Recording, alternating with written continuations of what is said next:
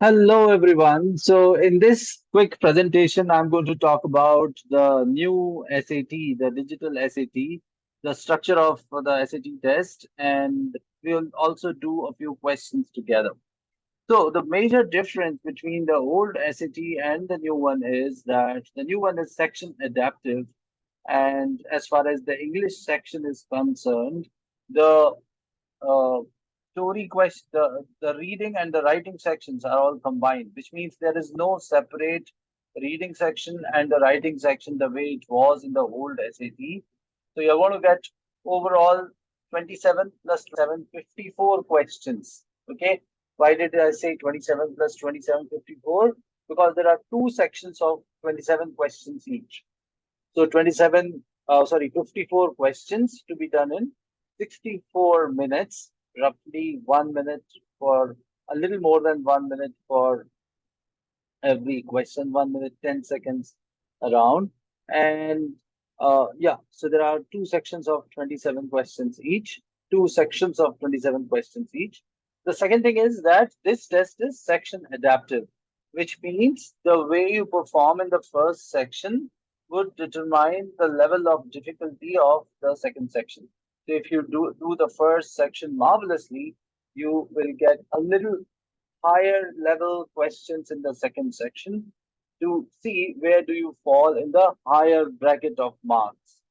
And if you do the second section, let's say with some errors and you do not do that well, the second section would be a little lower level than the previous example or the previous scenario, which means the sections are adaptive based on the way you do the first section. The content and the level of difficulty of the second section is decided, and that helps you to, that helps the software, the AI software, to put you in the right bracket first, and then to figure out what is the exact marks that you should score. So that's the thing that it is section adaptive. Now let us go through some questions of English, and I would take one particular type of question, which is fill up the blanks, and I'll talk about a few strategies here to figure out the right answer. Okay, so this is the first type of question that you will get in the SAT, wherein you are supposed to fill up the blanks with the right option. Now, as you can see, there are quite a few lines, like 7, 8 lines here. You are supposed to understand the scenario and answer questions. What I want to point out is that there are certain keywords in the premise.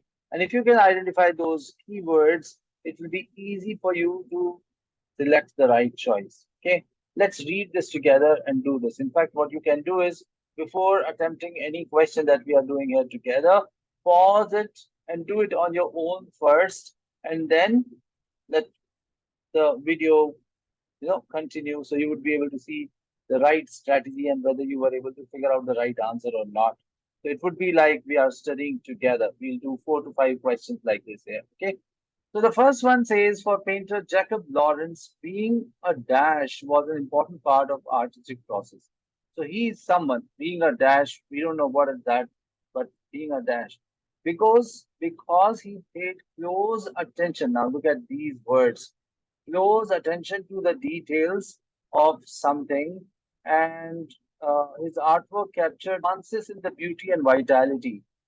So these words, close attention, nuances of beauty and vitality, point towards his behavior, that he's very particular about things, being very careful, being very observant.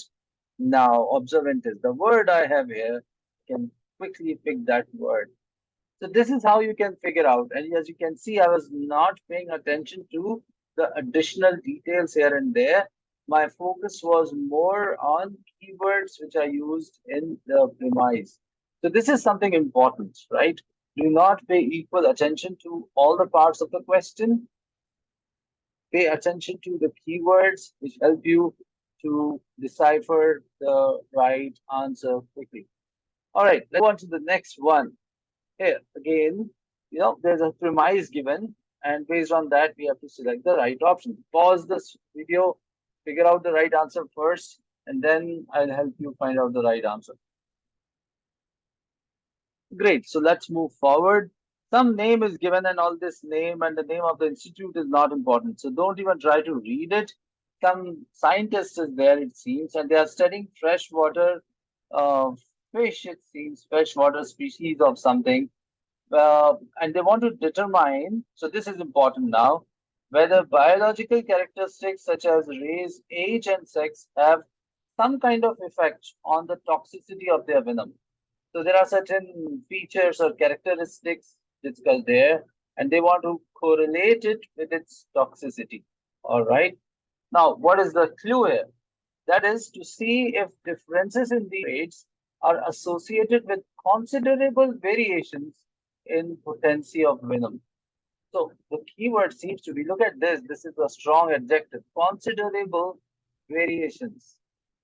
So do these factors like age and sex have a strong impact on the venom potency, right? Does it have a what kind of effect? So we are trying to find an adjective for effect. Disconcerting, acceptable, imperceptible, substantial. Substantial resonates with the word considerable, and that's why that is the answer. So, like this, if you focus on the keyword and you try to find out a word which matches the keyword, you would not just gain speed, but you will also be precise and correct in most of the cases. Let's do a few more, and as I told you, please pause the video, try to find the answer yourself first, and then we'll figure out the answer together. Great. So let's go to question number 3 now.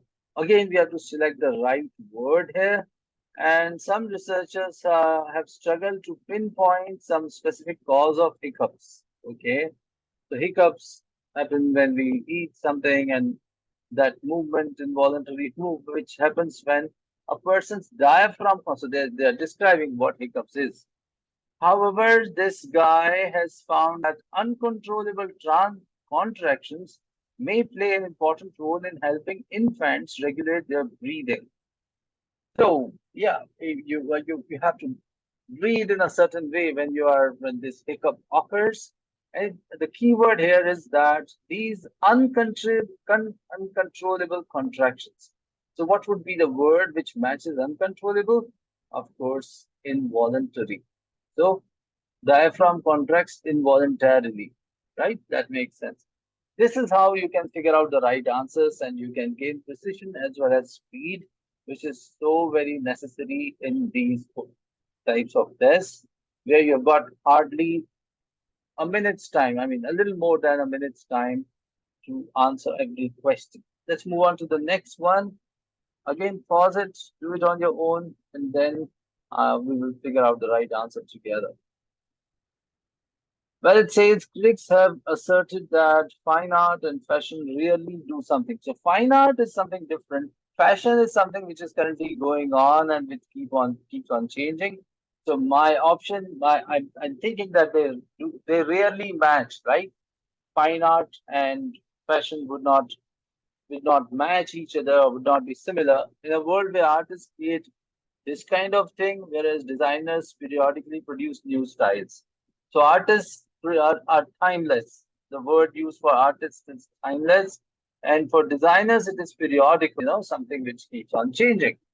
All right. So if I just look at this scenario, the word intersect looks like a good choice to me because they rarely intersect. Now, what happens? Some guys, some artists and designer, this guy, so this artist and this designer challenge this view. Okay, so they are against it. Why? Because her work can be seen in this museum and purchased through her online boutique. So it's shown in the museum and it is fashionable and it is being sold online. It seems like she's challenging it. But yes, the answer has to be diverge. They really diverge is the answer there. So like this, if you figure out the right keyword, it would be so easy for you to figure out the right answer as well. Now, the last question, and this is one variety of questions, by the way, in SAT. There are so many other questions which we get, but we are focusing on this one variety. Okay, again, pause the video, do this question number 5 on your own, and then we will discuss it together. Okay, so some discussions, scholarly discussion of gender in Shakespeare's comedies often celebrate the rebellion of the playwright's characters against the rigid expectations of rigid expectations dashed by Elizabethan society. My God. So rigid expectations, what should be the word? Interjected, committed, illustrated, prescribed. Something which is rigid is like something which is already written the way a doctor prescribes a medicine. So my choice is prescribed there because it says my keyword is rigid expectations. Most of the comedies end in marriage with characters returning to their socially dedicated gender roles after previously defining them, but there are some notable expectations. So there's some kind of conformity, is what I get from the second statement when it says most of the comedians end up in marriage. So all of them, like most of them, are ending to the same outcome and they are doing the same kind of work, which means it is prescribed and that matches the scenario. So this is how you can figure out the right answer in the new SAT. Unlike the old SAT where you used to have long passages, this SAT is more towards being very specific, and there are small scenarios given here. This is one variety of question that you get. There are other types of questions, so it's not all fill up the blanks. There are certain other types of questions that you can see two text, text one and text two here in question number 9 and others. And yeah, so these types of questions are there. Anyone who is looking for the preparation for SAT and who wants some personal support or guidance, we provide 7 days free sessions where you get to learn certain techniques. You do one full question paper with us, and then you can decide to go for further classes. So, in case you are looking for an excellent support for SAT, you're most welcome to contact me. Just send me a message on the number which I present here, and we will take it forward. All the very best to you, and see you again. Bye bye. Thank you so much.